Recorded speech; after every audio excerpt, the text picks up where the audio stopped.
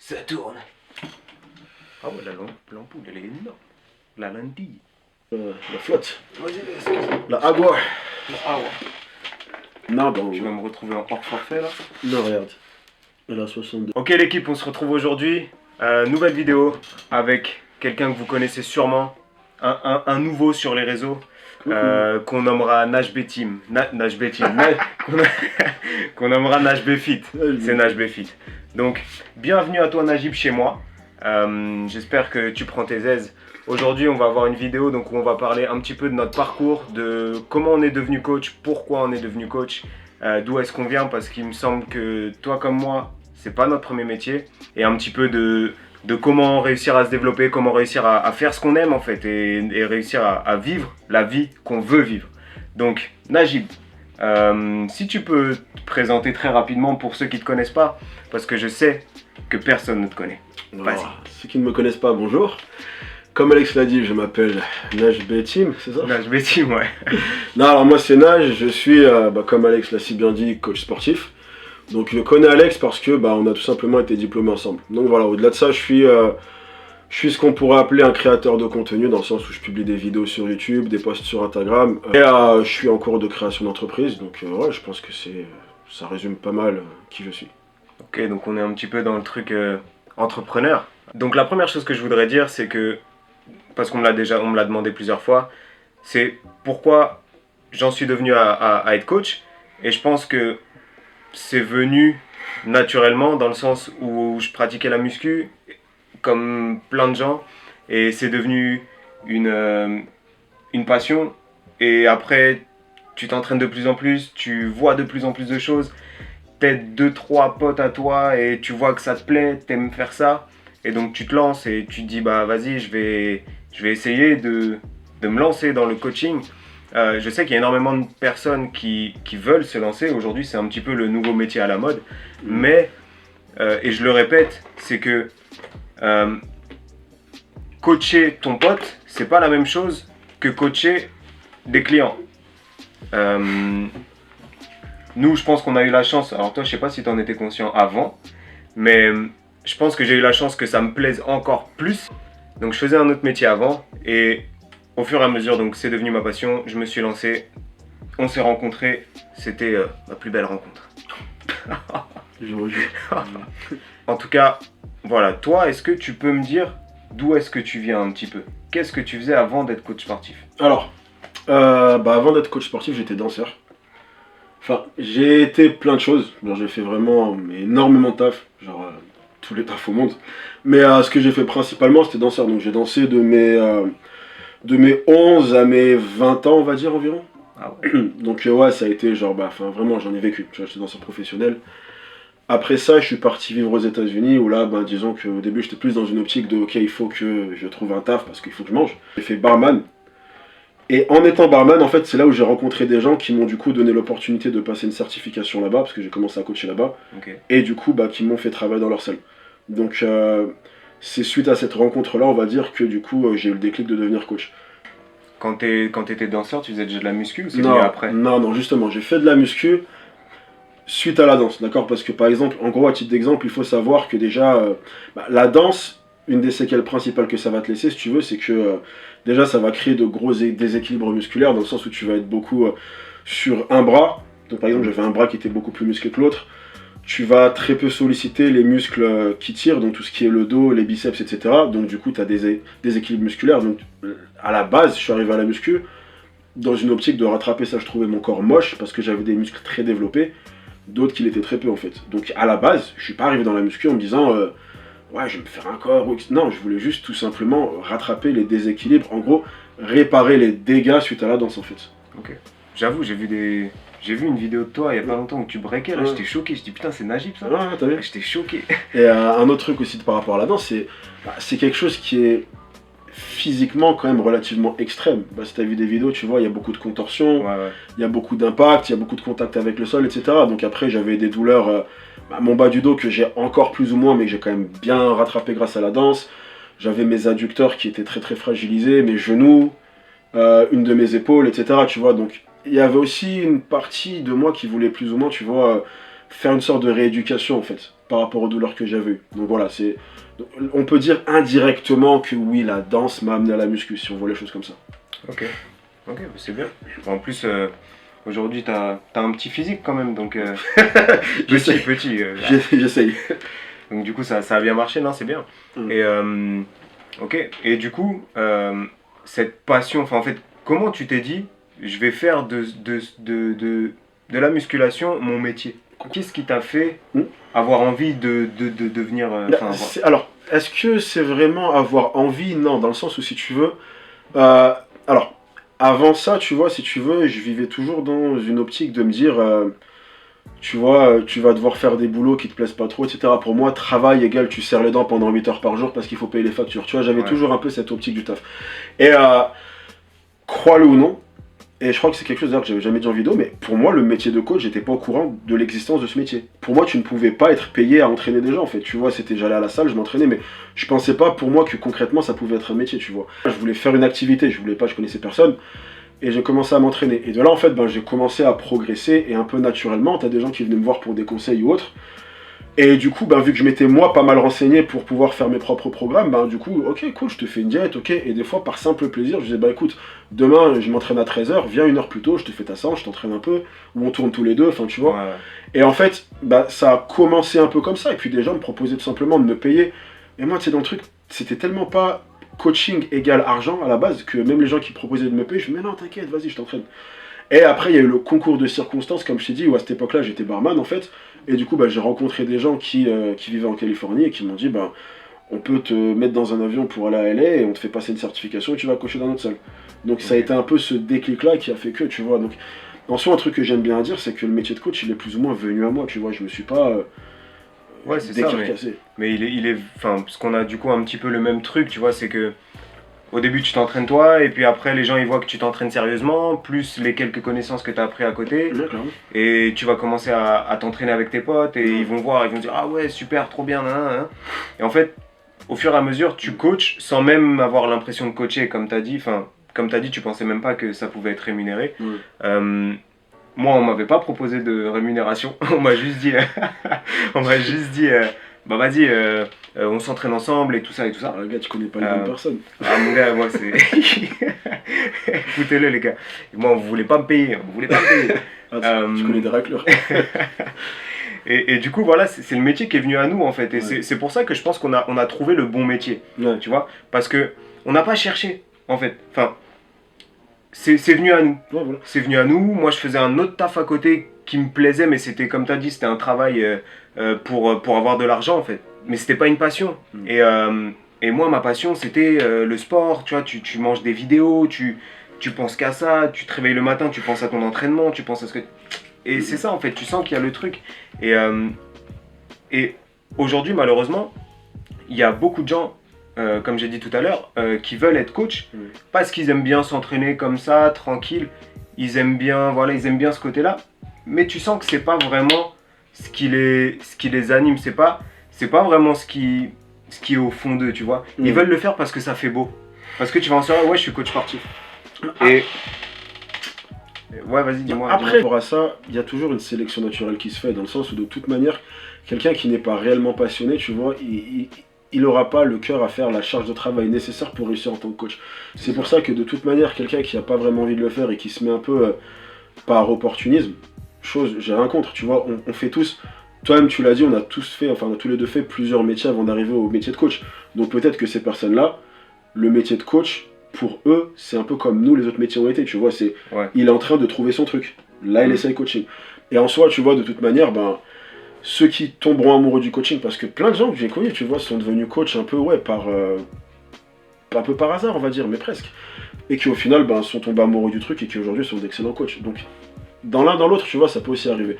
Maintenant, de toute manière, quelqu'un qui le fait pour les mauvaises raisons, c'est-à-dire parce que c'est à la mode, ou parce qu'il pense qu'il va pouvoir, tu vois, serrer des filles, ou parce que XY, la conclusion souvent de cette histoire, c'est que tout simplement la charge de travail en tant que coach, je pense que tu le sais autant aussi bien que moi, pardon, elle est tellement énorme que si tu n'es pas fou amoureux de ça, de toute manière, tu n'arriveras pas à faire cette charge de travail en fait.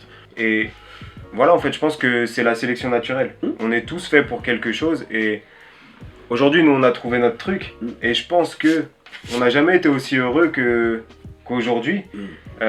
C'est incroyable notre métier de changer des vies, d'avoir ce rapport avec l'humain, même de comprendre, de voir l'évolution, comment les gens évoluent, ils viennent d'un certain niveau et là où tu peux les amener, grâce entre guillemets à toi, mais c'est eux qui font le taf, tu vois. Toi, t'es le GPS, mais c'est eux qui vont, tu vois. Toi, tu leur dis juste comment faire. Et je trouve que c'est hyper intéressant.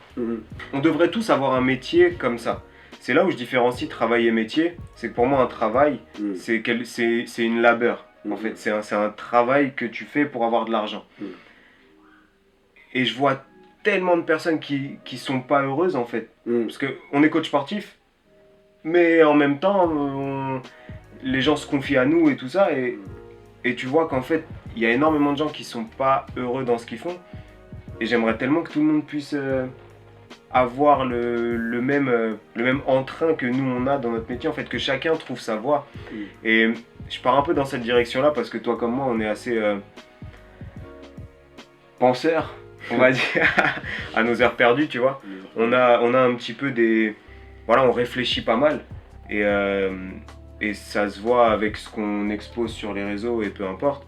Mais c'est en fait essayer de trouver ce qui te fait plaisir, ce qui t'anime, quelque chose où tu compteras pas tes heures, parce que je pense que toi comme moi on compte pas nos heures. Les gens qui pensent que coach, tu travailles 15 heures, 20 heures et tu gagnes plus que je ne sais qui, c'est du mytho. On travaille H24, voilà, on compte pas nos heures. Si on doit travailler le soir, on travaille le soir. Si on doit travailler tôt le matin, on travaille tôt le matin. C'est le business d'entrepreneur.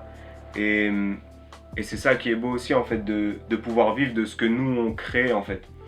Et je sais pas si tu as un avis là-dessus, si juste sur l'épanouissement et sur après, alors, j'ai un avis là-dessus, ouais, dans le sens où après, alors, je pense qu'après, que ce soit toi comme moi ou beaucoup de gens, tu vois, qui ont ce qu'on peut appeler, tu vois, la fibre entrepreneuriale, tu vois, je pense que on a dans notre ADN, tu vois, une envie de perpétuelle progression professionnelle.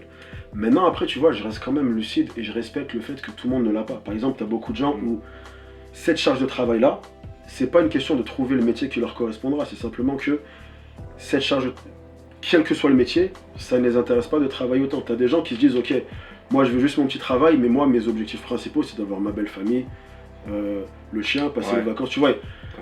Et en soi c'est quelque chose pour lequel j'ai un profond respect, tu vois. Il y a même, je vais faire un aveu, tu vois, il y a des moments où je peux me sentir plus ou moins envieux de ces gens-là, dans le sens où j'ai l'impression que leur vie peut être relativement plus simple, dans le sens où, ok, je vais au taf du matin au soir, je fais en sorte de rentrer tôt, d'avoir mes vacances, je prends un travail qui n'est pas trop prenant, moi mon temps c'est pour jouer avec les enfants, etc.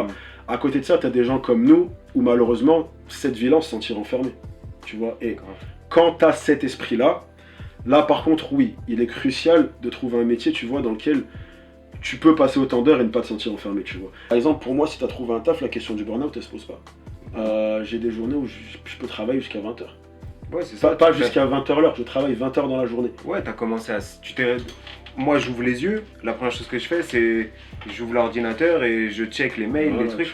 Et je pense que t'es comme moi. Et le soir, bah, tu rentres à la maison. Après ça, on peut pas, comme t'as dit, on peut pas en vouloir aux gens qui aiment bien avoir leur vie structurée 9-17. Après, je rentre à la maison tranquille. C'est des personnalités différentes. Parce que chacun voit à midi à sa porte. Exactement. Mais je conçois pas, en fait, qu'on ne puisse, en fait, qu'on ne soit pas heureux dans ce schéma-là. Et qu'on ne fasse rien pour essayer de changer. En fait, on a une vie où je pense, surtout aujourd'hui, où on fait pas le même métier toute notre vie en général, les gens changent beaucoup.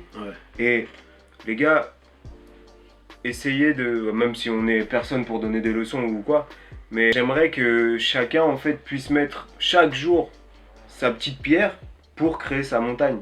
Si vous vous sentez pas à l'aise dans ce que vous êtes en train de faire actuellement, il n'y a rien qui est fixé.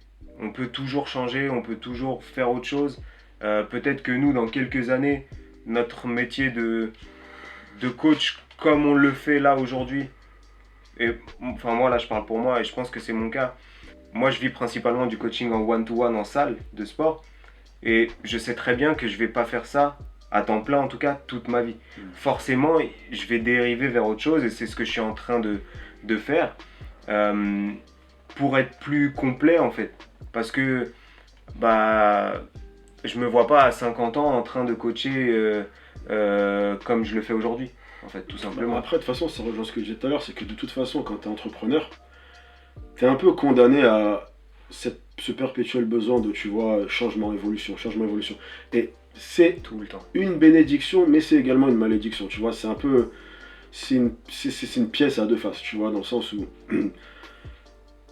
L'avantage, c'est que ça reste épanouissant, tu fais des trucs, tu as des objectifs, tu fais. Mais le revers de la médaille, c'est que.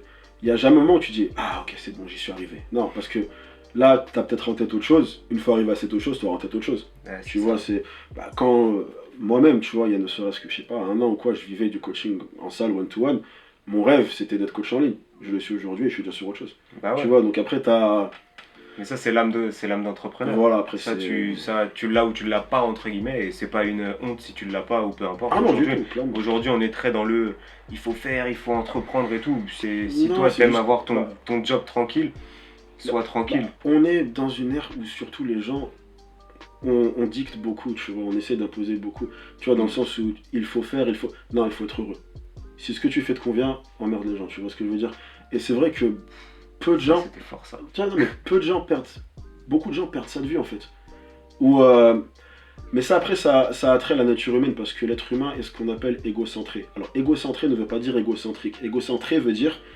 je vois le monde par le filtre de moi-même, en fait. Ça veut dire que j'extrapole moi envers les autres, dans le sens où, par exemple, une phrase comme tu as peut-être dit, moi je sais qu'on me l'a dit tout le temps parce que je travaille beaucoup, qui est mais t'en as pas marre de travailler autant, t'as pas envie des fois de te relaxer, aller en soirée. On me l'a dit ce matin, s'il te plaît. Aller en soirée ne me détend pas. Aller en soirée me pète les couilles. On peut dire des gros mots sur... Tu fais ce que tu veux, frère, t'es chez toi, t'es chez moi ici. Non, tu vois, genre, aller en soirée, ça me casse les couilles. Genre vraiment, si je suis là, je regarde. Si je vais en soirée, c'est pour faire plaisir à quelqu'un. Il y a un anniversaire ou je sais pas quoi, je compte les minutes. Mais parce que la plupart des gens s'amusent en soirée, dans leur tête, si tu ne vas pas en soirée, tu mets une croix sur une partie de ta vie, tu vois.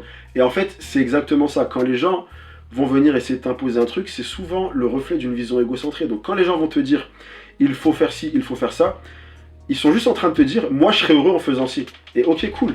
Maintenant, accepte que peut-être que toi tu ne seras pas heureux en faisant la même chose. Donc prends l'avis des gens si tu veux ou ne le prends pas, mais en tout cas, la véritable réponse de ce que tu dois ou ne dois pas faire se trouve en toi-même. Et j'ai même envie de dire que c'est peut-être la source de beaucoup de malheurs que j'ai pu voir autour de moi. Des gens qui, sous couvert de, tu vois, pression sociale, se forçaient à avoir ce style de vie-là, c'est-à-dire entreprendre, etc. Et qui, du coup, eux, tout ce qu'ils voulaient, c'était plus une petite vie tranquille, avec pas énormément, tu vois, de remous, tu vois, ils voulaient juste avoir un fleuve tranquille, et qui ont fini par être le cliché du millionnaire dépressif. C'est ça. Et vu que aujourd'hui dans la société, il faut entreprendre parce que si tu fais ta petite vie pépère, t'es un petit peu vu comme...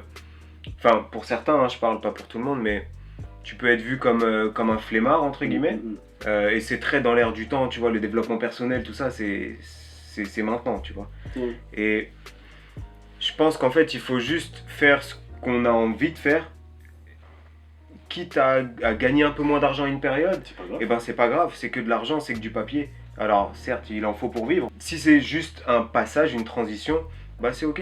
Je pense que voilà, pendant notre année où on a repris les études, bah on gagnait pas grand chose. Et voilà, mais il faut le faire et ça passe par là, tu vois. Et je pense que c'est ça. Je pense qu'on a fait le tour un petit peu sur la question parce que toi comme moi, à mon avis, si on part là, on parle pour 2 heures de vidéo. Moi, il va falloir m'arrêter. Ah ouais, donc pour terminer, voilà, c'est pas notre premier job. On a fait des trucs avant. On a trouvé ce qui nous animait. Après, est-ce qu'on va le faire de cette manière-là toute notre vie? Je ne pense pas. Et je pense que c'est ça qui est beau en fait, c'est de toujours faire autre chose, de toujours essayer de faire ce qui nous épanouit le plus. Et voilà. T'as un mot pour terminer ou t'as un truc à dire ou rien de spécial? Ouais, j'ai toujours quelque chose à dire. Court. Quelque chose à dire mais court. Non, bah écoute, on va simplement reprendre ce qu'on disait tout à l'heure, qui est... Vous allez regretter plus tard ce que vous n'avez pas fait parce que vous avez fait. Donc, n'ayez pas peur d'essayer et de trouver ce que vous voulez, d'accord? En soi, les gens minimisent à quel point tu as le droit à l'erreur dans la vie, en fait. Tu peux te foirer beaucoup sans que ça ait d'impact, en fait. Donc, comprends que 2, 3 mois, 6 mois, 1 an dans ta vie, c'est pas grand chose. Donc, à faire la mauvaise chose, c'est pas grave, mais donne-toi la chance de découvrir ce qui va bien. Parce que lui, comme moi, ce qu'on a dit et qu'on a expliqué, c'est que le coaching est plus ou moins venu à nous. Ce qu'on a fait que les autres, que beaucoup de gens n'ont pas fait, c'est qu'on a tout simplement ouvert la porte à une opportunité, c'est tout. Ça veut dire que les choses qui nous ont conduit jusqu'à là, eh ben on n'y a pas dit non. Donc reste ouvert aux opportunités, foire-toi s'il le faut. J'ai fait combien de taf où dans ma tête c'était le truc de ma vie. Enfin, j'ai parlé de danse tout à l'heure, pour moi j'allais faire ça toute ma vie, j'ai été blogueur, j'ai tout fait. J'ai laissé la porte ouverte aux opportunités qui a fait que j'ai réussi à découvrir ce qui me convenait, tu vois. Donc je te conseille fortement de faire la même chose au risque de vivre une vie pas heureuse, ce que je ne te souhaite absolument pas parce que mine de rien je t'aime. Voilà. Et donc voilà, donc on va terminer là-dessus. Ouvrez la porte aux opportunités s'il y en a et voilà. En tout cas, si vous voulez d'autres vidéos dans ce sujet-là un peu plus développement, entrepreneuriat, même si je pense qu'on est qu'au début de ce qu'on va faire dans nos vies, j'espère. J'espère. L'avenir le dira. En tout cas, voilà, n'hésitez pas à le dire, n'hésitez pas à vous abonner à la chaîne, à aller checker, parce qu'à mon avis, vous ne le connaissez pas. Donc, sa chaîne YouTube, son Instagram, tout sera en bas. En tout cas, abonnez-vous à la chaîne si vous voulez rien manquer, tout ça. Mettez en commentaire ce que vous avez pensé de la vidéo et si vous avez des réactions sur ce qu'on a dit. En tout cas, on se laisse là pour aujourd'hui et à très vite l'équipe. Ciao!